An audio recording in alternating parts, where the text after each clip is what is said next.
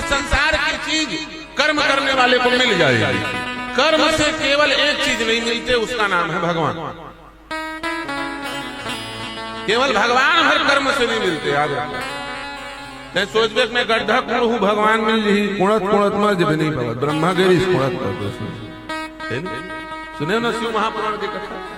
ब्रह्मा जी नीचे खोदते खोदते खोदते कितने कल्प बीत गए, वो मिल भी नहीं गिरी भगवान।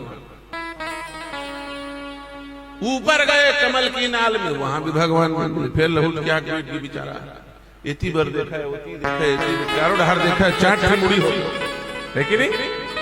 कर्म से भगवान नहीं मिलेंगे। तुम मेहनत करो, तुम एक पांव में खड़ा हो जाओ, जब मुड़ी बल में खड़ा हो जाओ, हवा में उड़ा जाओ, पानी भीतरी बूढ़ जाओ, भगवान नहीं मिलने वाला है। भगवान कर्म से नहीं मिलते, जगत कर्म से मिलता है और जगत पति कृपा से मिलता है। ये सूत्र है, सुन लो ध्यान। जगत को बनाने वाला कर्म से नहीं मिलता, कृपा से मिलता है, और जगत कर्म से मिलता है। इस बात को ध्यान रखना। ये बात जब भूलोगे तो समस्या में पड़ जाओगे। कल राम जन्म था, हम कुछ और बोलना चाह रहे थे, लेकिन समय ज्यादा हो गया था इसलिए नहीं बोल पाए।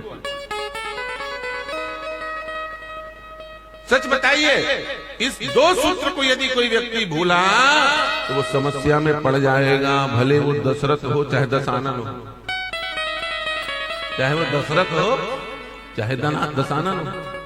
और रामचरितमानस में दो ही लोगों का तो वर्चस्व है, एक तरफ दशरथ, एक तरफ दशानन। दोनों जन के नाम में शुरू हुआ 10 है कि नहीं। और 10 माने बस आगे कुछ हो ही चाहिए। एक तरफ दशरथ, एक तरफ दशानन। चाहे दशरथ हो चाहे दशानन, दोनों समस्या में पड़ जाएंगे।